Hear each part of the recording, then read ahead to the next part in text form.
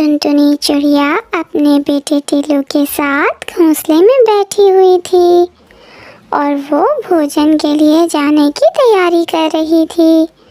टुनटुनी चिड़िया ने अपना लकड़ी का घर नया नया बनाया था, इसलिए वो बहुत खुश थी।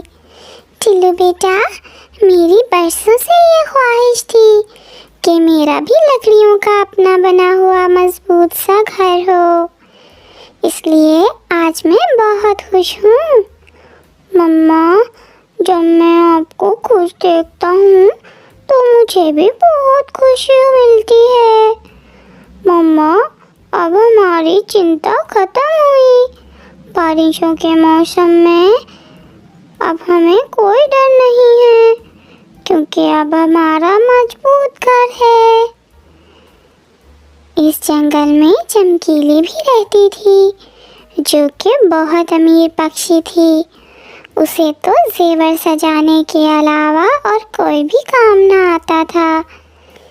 पतलू जी, आप मुझे एक रानी ताज और ला दो, फिर मेरे सारे गहने पूरे हो जाएंगे और मुझे कुछ भी नहीं चाहिए। जब रानी ताज आ जाएगा चमकीली, तब तुम्हारी कोई और फरमाइश होगी दूसरी, क्योंकि गहनों का शौक तुम्हारा कभी खत्म नहीं होगा। पतलू सेठ की पत्नी हूँ मैं। अगर मैं दूसरों से अलग नहीं दिखूंगी तो सबको कैसे पता चलेगा कि मैं आपकी पत्नी हूँ? हाँ, ये तो है। चलो अब तुम अपने गहने रखो, क्योंकि हमें बंटी के घर पार्टी में भी तो जाना है। पतलू ने अभी ये बात की थी कि उसे सब कुछ हिलता हुआ दिखाई देता है। चमकीली, चमकीली, ये सब कुछ हिल रहा है, और वो देखो, खिड़की और दरवाजे भी हिल रहे हैं। पतलू जी जल्दी, आप तो घर से निकलो, ये तो भूकंप है। इससे पहले कि वो घर से निकलते, एक जोर की गूंज आती है और उनके घर की छत गिरती है। हर तरफ शोर था, चारों तरफ से बचाओ बचाओ की आवाज़ें आ रही थीं। चमकीली और पतलू तो अपने घर के नीचे दबे हुए थे। टुनटुनी चिड़िया का नया घर भी टूट गया था और उसका बेटा टिल्लू घर के नीचे दबा हुआ था और वो अपनी माँ को आवाज़ें दे रहा था। टिल्लू, टिल्लू, मेरी जान, आपको कुछ नहीं होगा। मैं अभी आपको निकाल लूँगी, मैं निकाल लूँगी आपको मेरे बच्चे। वो पूरा जोर लगाकर घर की बड़ी लकड़ियों को उठाने की कोशिश कर रही थी, लेकिन वो उन्हें नहीं उठा पा रही थी। आखिर कमज़ोर चिड़िया ये सब कैसे कर सकती थी? लेकिन उसकी ममता उसे बैठने भी तो नहीं दे रही थी। उधर बंटी भी अपने टूटे घर के पास बैठा हुआ था। उसे तो अपनी पत्नी की आवाज़ तक भी नहीं आ रही थी। बंटी बेचारा रो रहा था और सोच रहा था, कबूतरी, कबूतरी, अगर सुबह मैंने आपकी बात मान ली होती और हम दोनों नदी पर चले गए होते तो इस भूकंप से बच जाते और आप भी मरने से बच जाती। मगर मुझे क्या खबर थी कि ऐसा होगा। ऐसा भूकंप तो पहले कभी नहीं आया, ऐसा तो पहले कभी नहीं हुआ।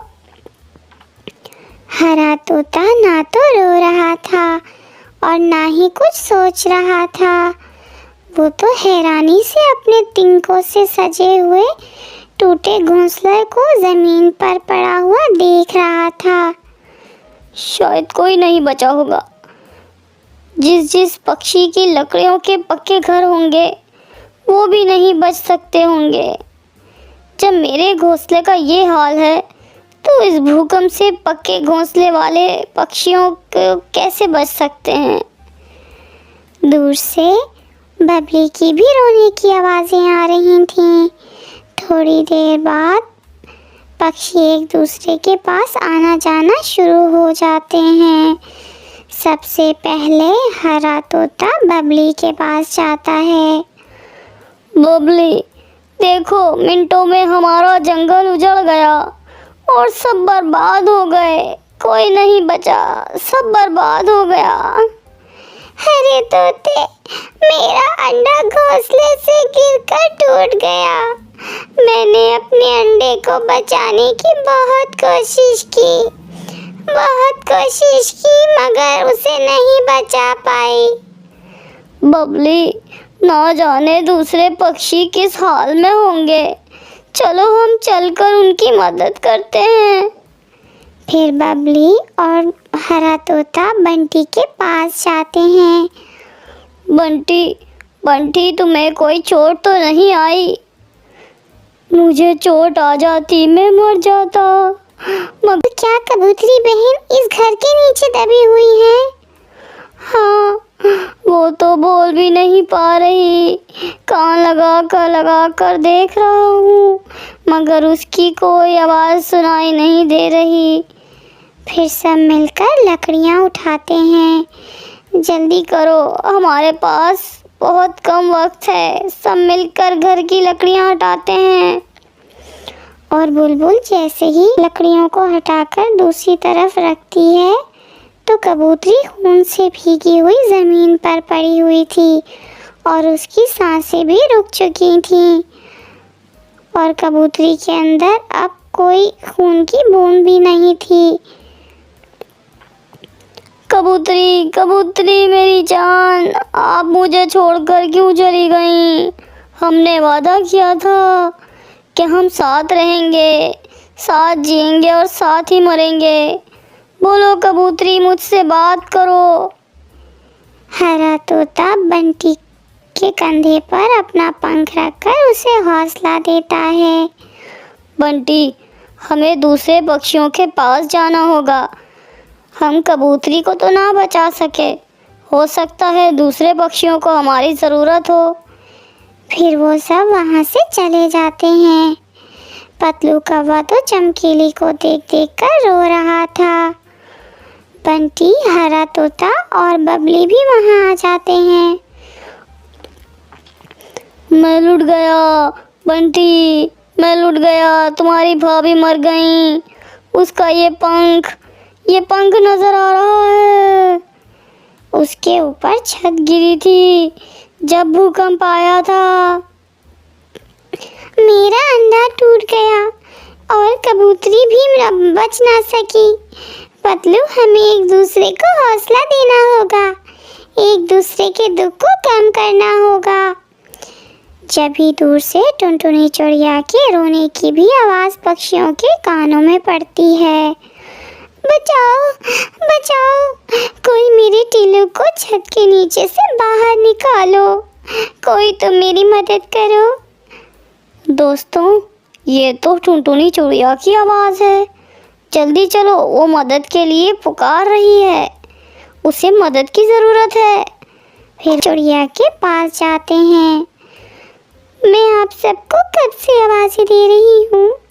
मेरा टिल्लू इस छत के नीचे दबा हुआ है। बिल्कुल ठीक है, अब वो मुझे बुला रहा है। आप मेरी मदद करो, मेरे टिल्लू को बाहर निकालो। फिर पतलू बंटी से कहता है, बंटी, इस बड़ी लकड़ी को एक तरफ से उठाओ और मैं दूसरी तरफ से उठाता हूँ। फिर पतलू, हरा तोता, बंटी और बबली, टुनटुनी सब मिलकर लकड़ियाँ हटाते हैं। मम्मा, मैं यहाँ हूँ, मैं ठीक हूँ। मम्मा, ये दरवाज़ा मेरे ऊपर से हटाएं। फिर टिल्लू को सब दरवाजे के नीचे से निकाल लेते हैं। वो सब बहुत डरे हुए थे और वो एक दूसरे को अकेला छोड़कर नहीं जाना चाहते थे। उन्हें अभी भी ऐसा लग रहा था जैसे कि जंगल हिल रहा हो। वो सब उस भूकंप को लेकर इतना डर गए थे कि वो लम्हा उनकी आंखों के सामने से जा ही नहीं रहा था। फिर शाम के बाद रात हो जाती है। वो सब एक पेड़ पर बैठे हुए थे। रोज़ की तरह आज भी चांद नज़र आ रहा था और वो सब बैठे एक दूसरे की तरफ देखे जा रहे थे। उन्होंने आज के दिन बहुत कुछ खोया था।